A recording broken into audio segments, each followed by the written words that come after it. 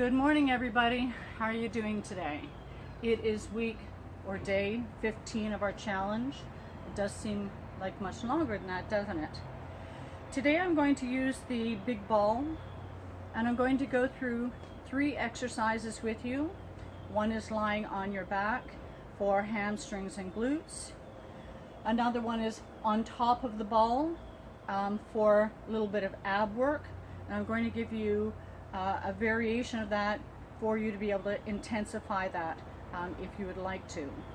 I'm also going to do an oblique exercise, so it's a side bend on the big ball. So if you've got a big ball, run and grab it. If you don't have a big ball, maybe we should get one. You can do a lot with a big ball. So we're going to start on your back with your feet on the big ball and all the way down. Lengthen the legs out so that your heels are on the big ball. You can have the feet tight together, which will challenge your core stability for balance. You can also keep them just a little bit apart. I'm going to go through 10 with you. You're going to tuck the hips under and lift them up off the Bosu. You'll use your hands here on the mat just for a little bit of balance, but don't overwork the arms. Just use them when you need them. You're going to get a good breath and pull the ball in, lengthen out, keeping the hips right where they are. There is a harder variation of this. We're going to 10, and this is 4. And that would be by lifting those hips higher as you come in. 6. Feel free to do that one. 7, it definitely is more intense with the hamstrings. And 8, and 9, and 10. Lengthen all the way out, and then lower the hips. Pull the knees into your chest. So you'll definitely feel those. Maybe you want to try to get 2 sets of those in. If you can't get to 10, that's fine. Remember, when you break your form, then that's when you're going to stop, regroup, and move back onto it. The next one is prone or over the ball with your hands on the mat. I'm just watching out because I have a very curious raccoon who yesterday decided to come and be ringside in the middle of my workout, and I don't really like that. So if I see some rustling in the bush, I'm going to run. All right, for this one, your hands will be on the mat. Put your shin on the ball. Place the hands down. You can also be down on your elbows. It will save your wrist a little bit.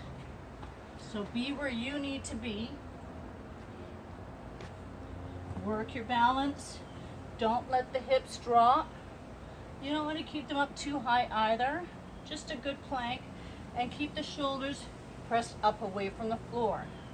You're going to pull up the belly button, pull the knees in, lift the hips, lengthen back to plank, squeeze your glutes. And 2, and lengthen. 3, and lengthen. 4, and 5, 6, you know your V up as well. 7, but don't go there unless you're ready for that. 9, and 10. And step out. All right, good stuff. You might just miss this storm. Alrighty, obliques now. I'm going to be doing this sideways because you're going to need a wall or something to have your feet against for support. I usually use the baseboard of any wall, so get yourself a little bit of space. You also want to be careful getting into position and getting out because it's very easy to fall off the ball. You want to make sure you've got nothing around that you can whap your head on. So, bring the ball close to you, plant your feet against the wall, in my case my garden wall. Pull it close and put your hip on the ball. Then you're going to lengthen out and raise the back knee off the floor. The wider the feet are, the wider base of support that you've got, so you'll be more stable on the ball. You just want to make sure your waistline is off the ball. So you might have to just feel it out and adjust your position. Back leg is bent, front leg is a little bit soft as well. They will move a little bit as you do your work. Just don't lock the knees.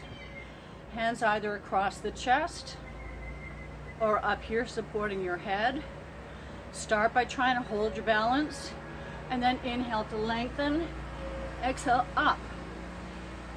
And 2 again, we're going to 10, 3, and 4, if you're across your chest, 5, 6, and 7, 8, 9. It's okay if the bottom knee touches down, and 10.